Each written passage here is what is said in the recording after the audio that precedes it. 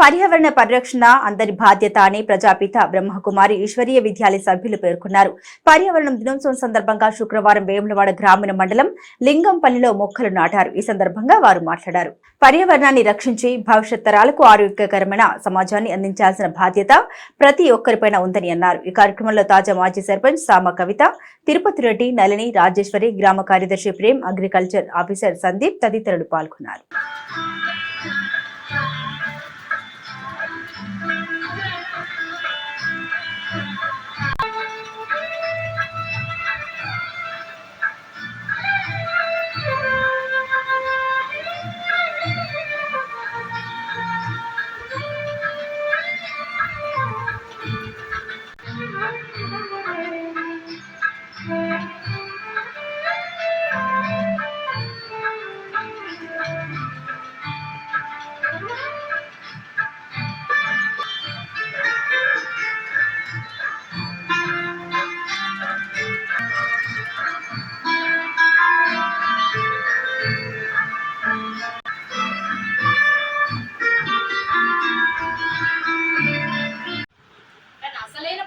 ఎక్కడ క్రియేట్ అవుతుంది?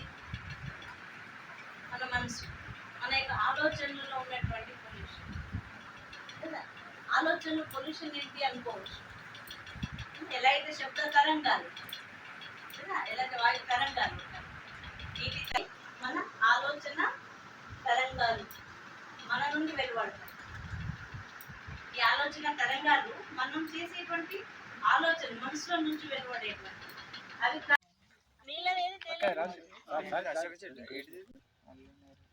నీళ్ళు ఇవ్వండి. నీళ్ళు వస్తే అరటి చెట్టు దర్వాజకి ఎదురు ఉండొద్దా? ఉండద్దు, ఇంటి ముందట ఉండద్దు అరటి చెట్టు. ఇక్కడ మన వాళ్ళకైతే అన్ని చెప్తారు. కేరళకి వెళ్ళండి, అక్కడ ప్రతి ఇంటికి అరటి చెట్టు, పనస చెట్టు, మామిడి చెట్టు, కొబ్బరి చెట్టు, ఇవి లేకుండా ఏ ఇల్లు ఉండదు. నీడ కావాలన్నా నీడ జామ చెట్టు కూడా ఉంటుంది. ఇంటి ముందు చెత్త పడితే దాన్ని ఊర లెక్క ఇది అవుతుంది.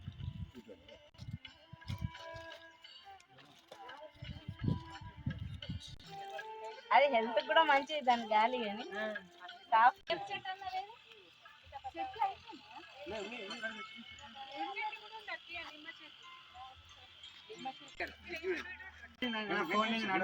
బాబు ప్రసాదం ఉంటుంది, ఒక 2 నిమిషాలు.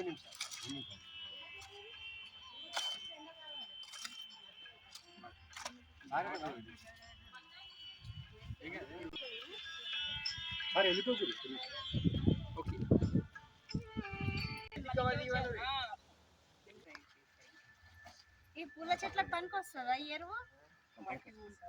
మన ఎవరు, మన అగ్రికల్చర్ ఆఫీసర్ చెప్పాలి. వస్తాయా అన్ని?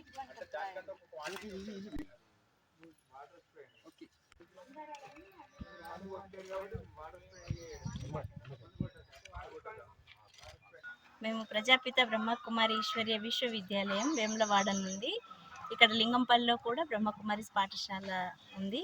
వారి ఆధ్వర్యంలో ఈరోజు పర్యావరణ దినోత్సవం సందర్భంగా మనం పర్యావరణాన్ని మనం కాలుష్యం లేకుండా కాలుష్యరహితంగా చేసే ఉద్దేశంతో బ్రహ్మకుమారిస్ ద్వారా ఈరోజు ప్లాంటేషన్ కార్యక్రమం ఏర్పాటు చేశాము.